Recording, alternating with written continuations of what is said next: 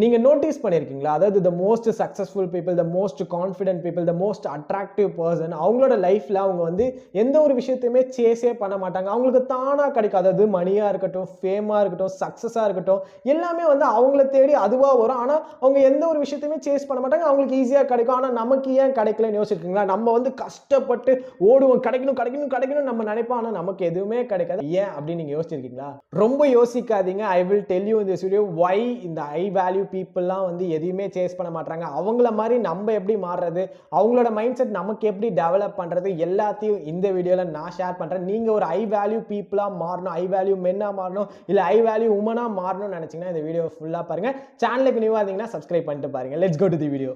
The more you chase, the more you reap. நம்ம எப்பயுமே வந்து டெஸ்பரேஷனை காட்டவே கூடாது. அதாவது the butterfly effect அதெல்லாம் கேள்விப்பட்டிருக்கீங்க, கண்டிப்பா கேள்விப்பட்டிருப்பீங்க. அதாவது நம்ம ஒரு பட்டர்ஃப்ளை வேணும் நம்ம அதை சேஸ் பண்ணிட்டே இருந்தோம்னா அது நம்மளை விட்டு பறந்துட்டே இருக்குமே தவிர அது நம்மளால பிடிக்கவே முடியாது. அதுக்கு பதில் நம்ம ஒரு கார்டன் கிரியேட் பண்ணி நம்ம ஒரு ஃப்ளவர் வச்சோம்னா அதுல ஆட்டோமேட்டிக்கா வந்து அந்த பட்டர்ஃப்ளை உட்காரும். பாத்தீங்களா? அதுதான். அதாவது நம்ம ஒரு விஷயம் நமக்கு வேணும்னா நம்ம வந்து சேஸ் பண்ணக்கூடாது, நம்ம வந்து அட்ராக்ட் பண்ணணும். அது வந்து உங்களுக்கு அந்த விஷயம் வேணும்னு நீங்க நினைச்சிட்டீங்கன்னா அதை எப்படி அட்ராக்ட் பண்றது, எப்படி யூனிவர்ஸ் கிட்ட இருந்து நம்ம வாங்குறதுன்னு சொல்லி நம்ம தான் வந்து ஐடியாஸ் மேக் பண்ணணும். நம்ம சேஸ் பண்ணா நமக்கு கிடைக்காது. அதுக்கு பதில் நம்மளை எப்படி நம்ம பெட்டர் ஆக்குறது, நம்மளை எப்படி நம்ம இம்ப்ரூவ் பண்ணிட்டு அந்த விஷயத்தை நம்ம அட்ராக்ட் பண்ணணும்னு தான் நம்ம யோசிக்கணும். ஸோ தட் நீங்க இனிமேல் உங்களோட லைஃப்ல சேஸ் பண்ணாம அட்ராக்ட் பண்ண பாருங்க. செகண்ட், ஹை வேல்யூ பீப்புளா நீங்க யாரை நினைக்கிறீங்களோ, யாரை வேணாலும் நினைச்சுக்கோங்க, நீங்க யாரை வேணாலும் யோசிங்க, அந்த பர்சன் வந்து மற்றவங்களை அட்ராக்ட் பண்ணணும்னு ஓடிட்டு இருப்பாங்களா? நோவே, அவங்க ஓடிட்டு இருக்கவே மாட்டாங்க. ஏன் அப்படின்னா அவங்க வந்து அவங்களோட லைஃப் ஸ்டைலை பில்ட் பண்றதுல மட்டும் தான் யோசிச்சுட்டு இருப்பாங்க. அவங்களோட லைஃப் ஸ்டைலை மட்டும் தான் பில்ட் பண்ணிட்டு இருப்பாங்க.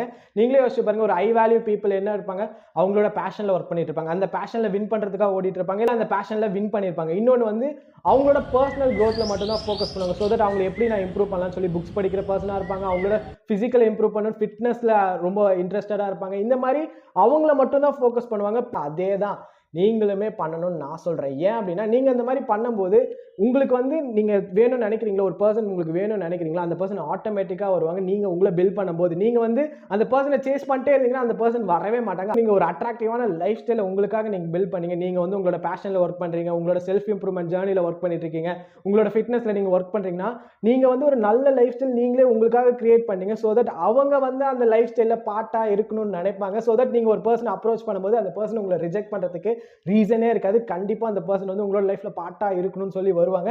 எப்பயுமே நம்மளோட லைஃப் ஸ்டைலை பில்ட் பண்ணோம், அதுக்கப்புறமா தான் நம்ம வந்து சேஸ் பண்றது, அதுக்கப்புறமா தான் வந்து இன்னொரு பர்சனை அப்ரோச் பண்றதெல்லாம் யோசிக்கும். தேர்ட், நம்ம எல்லாருமே எப்படின்னா நமக்கு ஏதாச்சும் ஒரு விஷயம் நடந்துடுச்சுன்னா நம்ம வந்து அதில் உட்காந்து ஃபீல் பண்ணிட்டு இருப்போம். ஃபார் எக்ஸாம்பிள் நீங்க ஒரு பொண்ணை அப்ரோச் பண்ணிருப்பீங்க, ஒரு பையனை அப்ரோச் பண்ணிருப்பீங்க, அவங்க உங்களை ரிஜெக்ட் பண்ணிட்டாங்கன்னா உடனே உட்காந்து நீங்க ஃபீல் பண்ணிட்டு இருப்பீங்க. இல்ல ஏதோ ஒரு புதுசா ஒரு விஷயத்தை ட்ரை பண்ணிருப்பீங்க, அதுல ஃபெயில் ஆயிட்டீங்கன்னா அதுல வந்து ஃபீல் பண்ணிட்டு இருப்பீங்களே தவிர அடுத்த விஷயத்துக்கு மூவ் ஃபார்வர்ட் பண்ண மாட்டோம். நம்ம வந்து ரொம்ப நாள் வந்து நம்ம அதே விஷயத்துல லூப்லேயே ஃபீல் பண்ணிட்டே இருப்போம். ஆனா இதே ஒரு ஹை வேல்யூ பீப்புள் எப்படின்னா அவங்க வந்து ட்ரை பண்ணியிருப்பாங்க, அதில் வந்து ஃபெயில் ஆகிட்டாங்கன்னா அதை உட்காந்து ஃபீல் பண்ணிட்டு இருக்க மாட்டாங்க.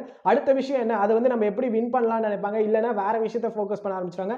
இந்த ஃபீல் பண்ணுறதுக்கான டைமே அவங்க வந்து அவங்களுக்கு கொடுக்க மாட்டாங்க, அதாவது அதிலே இருக்க மாட்டாங்க. ஏன் அப்படின்னா அவங்க அவங்களோட டைமை தான் வேல்யூ பண்ணுவாங்க. ஏன்னா டைம் தான் வந்து ப்ரீஷியஸ். நம்மளுமே அப்படிதாங்க இருக்கணும். அதாவது நமக்கு ஒரு விஷயம் நடந்துருச்சு, அதில் நம்ம ஃபெயில் ஆகிட்டா அப்படின்னு சொல்லி நம்ம ஃபீல் பண்ணிட்டு இருந்தா நம்மளோட டைமை நம்ம வேஸ்ட் பண்ணிட்டு இருப்போம். டைம் நமக்கு போச்சுன்னா திருப்பி கிடைக்கவே கிடைக்காது. ஏன்னா எது போனாலும் கிடைச்சிடும், ஆனால் டைம் போனா கண்டிப்பா கிடைக்கவே கிடைக்காது. மணி போனா கூட கிடைச்சிடும், ஆனா டைம் போனா கிடைக்காது. அதனால நம்மளோட டைமை நம்ம வேஸ்டே பண்ணக்கூடாது. ஃபோர்த், நம்ம ஒரு ஹை வேல்யூ பர்சனா மாறணும்னு நினைச்சோம்னா நம்ம வந்து அபியூடன்ஸ் மென்டாலிட்டியை டெவலப் பண்ணணும். ஏன் அப்படின்னா நமக்கு ஒரு விஷயம் கிடைக்கல, நம்ம என்ன பண்ணுவோம், ஃபீல் பண்ணிட்டே இருப்போம். நமக்கு ஐயோ நமக்கு கிடைக்கல, இப்படி ஆயிடுச்சு அப்படி ஆயிடுச்சுன்னு சொல்லி நம்ம ஃபீல் பண்ணிட்டே இருப்போம்.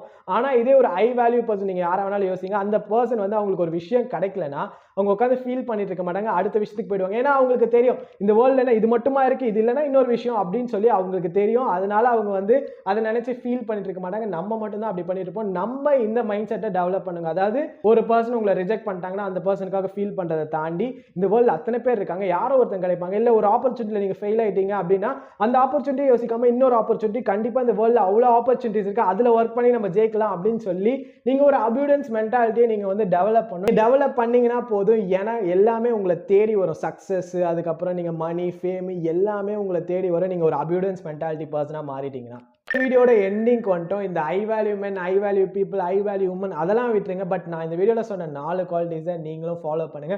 நீங்கள் ஃபாலோ பண்ணீங்கன்னா கண்டிப்பாக உங்களோட லைஃப் வந்து நெக்ஸ்ட் லெவலுக்கு இம்ப்ரூவ் ஆகும். உங்களோட லைஃப் இம்ப்ரூவ் ஆச்சுன்னா கண்டிப்பாக உங்களை சுற்றி இருக்கிற எல்லாருமே வந்து இம்ப்ரூவ் ஆவாங்க. ஸோ தட் உங்களோட லைஃபை இம்ப்ரூவ் பண்ணுறதுக்கு இந்த 4 குவாலிட்டிஸை மறக்காமல் ஃபாலோ பண்ணுங்கன்னு சொல்லிட்டு இந்த மாதிரி மோர் அண்ட் மோர் வந்து கான்ஃபிடன்ஸ், அதுக்கப்புறம் அட்ராக்ஷன், அதுக்கப்புறமா இந்த மாதிரி செல்ஃப் இம்ப்ரூவ்மெண்ட் வீடியோஸ் வேணும்னு நினச்சிங்கன்னா ஃபாலோ பண்ணிக்கோங்க. இல்லை சப்ஸ்கிரைப் பண்ணிக்கோங்க. பக்கத்தில் இருக்க பெல் ஐக்கானையும் ப்ரெஸ் பண்ணிக்கோங்க. Think positive and makes your life happier. Until this, bye. It's Vijay. By.